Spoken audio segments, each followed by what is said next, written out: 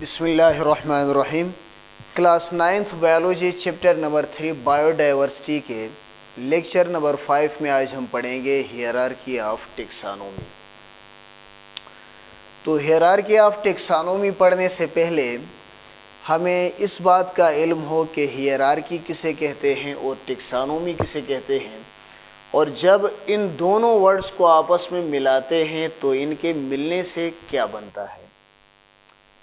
तो first of all देखें, hierarchy का मतलब है रैंकिंग सिस्टम, कि एक ऐसा सिस्टम जिसमें किसी ऑर्गेनाइजेशन के मेंबर्स की, या ऐसा सिस्टम जिसमें जानदार चीज़ों को क्लासिफाई करके उनके मुख्तलिफ रैंक्स बनाए जाएं या उनके मुख्तलिफ लेवल बनाए जाएं, तो उस सिस्टम को नाम देते हैं हायरार्की का। और दूसरी चीज़ है टेक्सोनोमी। टेक्सोनोमी कहते हैं बायोलॉजी की ऐसी ब्रांच को कि जिसका ताल्लुक ऑर्गेनिजम्स की नेमिंग और क्लासिफिकेशन से हो, तो उसको नाम देते हैं टेक्सोनोमी का। अब अगर हम इन दोनों को मिलाएं, हायरार्की और टेक्सोनोमी को, तो हायरार्की का मतलब है रैंकिंग सिस्टम और टेक्सोनोमी कहते हैं नेमिंग एंड क्लासिफिकेशन को। अगर हम इन दोनों को मिलाएं तो इसका मतलब ये बनेगा कि एक ऐसा सिस्टम जिसमें ऑर्गेनिजम्स की नेमिंग और क्लासिफिकेशन करने के बाद उनके मुख्तलिफ लेवल्स बनाए गए हों, उनकी मुख्तलिफ रैंक्स बनाई गई हों, तो उसको हम नाम देंगे हायरार्की ऑफ टेक्सोनोमी। तो मतलब आज हम ये पढ़ेंगे कि ऑर्गेनिजम्स की क्लासिफिकेशन करके या ऑर्गेनिजम्स की क्लासिफिकेशन और नेमिंग के बाद उनकी मुख्तलिफ रैंक्स या मुख्तलिफ लेवल्स कैसे बनाए गए हैं, तो इसको हम डिस्कस करेंगे अपने आज के लेक्चर में। तो ये हायरार्की ऑफ टेक्सोनोमी को पेश करने वाला एक स्वीडिश साइंटिस्ट था और उसका नाम था कैरोलस लिनियस। इसने हायरार्की ऑफ टेक्सोनोमी के अलावा और भी बायोलॉजी के अंदर बहुत सारे काम किए हैं। तो इसने क्या किया था कि इसने मुख्तलिफ रैंक्स बनाए थे, उनमें हर रैंक को नाम दिया था टेक्सोन का, और टेक्सोन की प्लूरल है टेक्सा। मतलब ऑर्गेनिजम्स की नेमिंग और क्लासिफिकेशन करके उनके मुख्तलिफ रैंक्स बनाए और उन रैंक्स को नाम दिया कलेक्टिवली टेक्सा का, और फिर उन टेक्सा को अरेंज किया एक लेडर की फॉर्म में, एक सीढ़ी के फॉर्म में। देखिए, सीढ़ी का काम होता है कि नीचे से ऊपर भी जा सकते हैं और ऊपर से नीचे भी आ सकते हैं।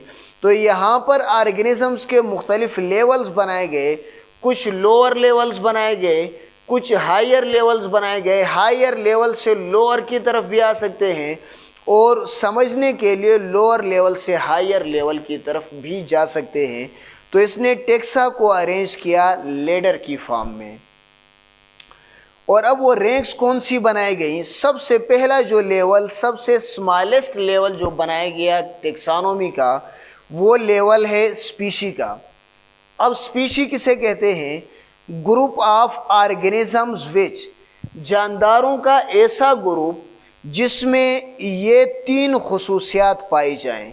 और एक और बात है कि हम इन लेवल्स को एक ऑर्गेनिज्म यानी इंसानों से शुरू करेंगे, फिर species, genus, family, order, class, phylum और किंगडम से होते हुए इसी इंसान को लेकर हम आगे किसी किंगडम तक पहुंचाएंगे।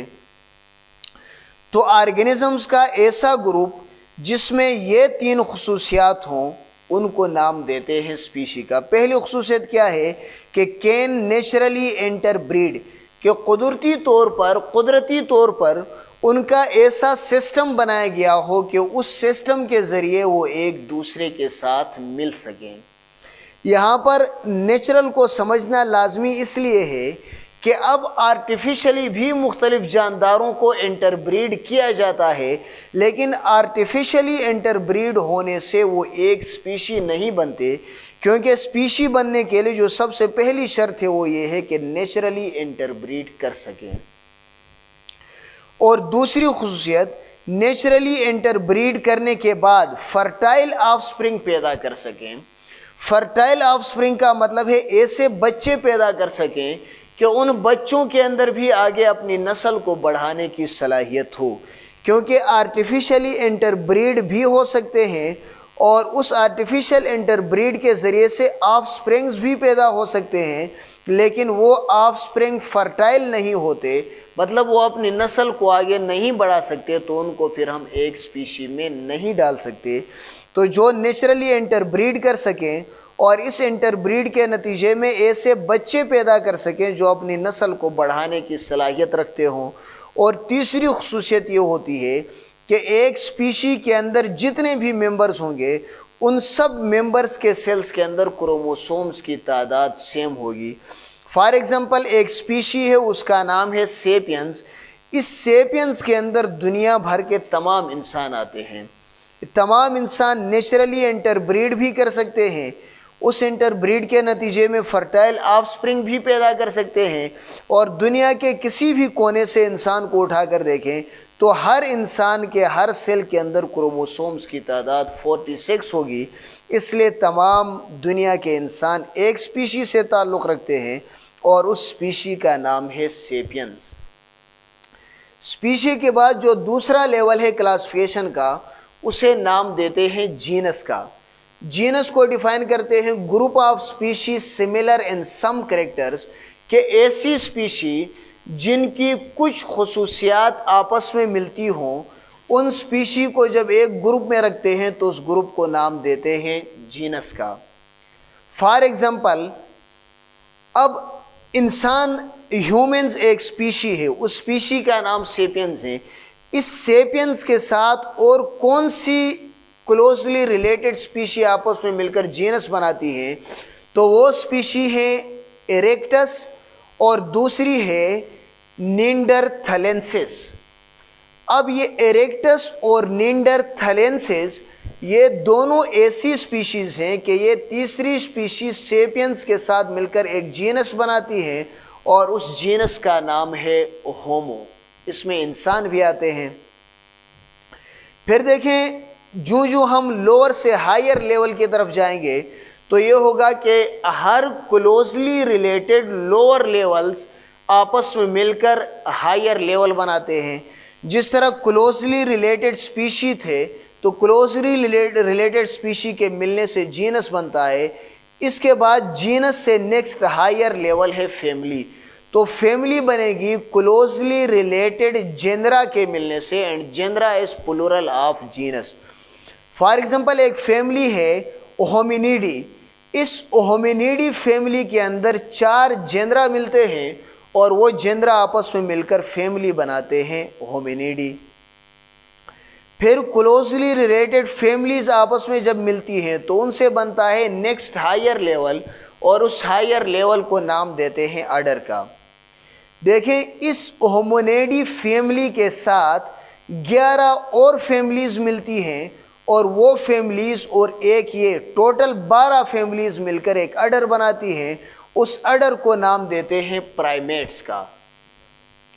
پھر آرڈر کے بعد نیکسٹ ہائر لیول ہے کلاس کا، تو کلاس بنتی ہے کلوزلی ریلیٹڈ آرڈرز کے ملنے سے۔ اب کلاس میملیا ہے، اس میملیا کے اندر ٹوٹل 26 آرڈرز ہیں، اور یہ 26 آرڈر جو ہیں ان میں ایک پرائمیٹس ہے، ساتھ میں 25 اور ملتے ہیں۔ یہ ٹوٹل 26 کلوزلی ریلیٹڈ آرڈرز یہ آپس میں مل کر بناتے ہیں کلاس میملیا۔ پھر جب کلوزلی ریلیٹڈ کلاسز آپس میں ملتی ہیں تو فائلم بنتا ہے۔ اب یہ کلاس میملیا اور اس کے ساتھ 4 اور کلاسز، ٹوٹل 5 کلاسز مل کر ایک فائلم بناتی ہیں۔ اس فائلم کا نام ہے کارڈیٹا۔ کلاس میملیا ہے، کلاس برڈز ہے، فشز ہیں، ریپٹائلز ہیں، یہ آپس میں مل کر بناتے ہیں فائلم کارڈیٹا۔ اس کے علاوہ جب کلوزلی ریلیٹڈ فائلا آپس میں ملتے ہیں، فائلا از پلورل آف فائلم، تو کلوزلی ریلیٹڈ فائلا کے ملنے سے بنتا ہے کنگڈم۔ اب ایک کنگڈم ہے اینیمیلیا، یہ کنگڈم اینیمیلیا بنتا ہے 9 فائلا سے۔ ان 9 فائلا کے اندر ایک فائلم کوارڈیٹا ہے، اس کے ساتھ 8 اور انورٹیبریٹس کے فائلم ملتے ہیں، اور وہ مل کر بناتے ہیں ایک کنگڈم، اور اس کنگڈم کا نام ہے اینیمیلیا۔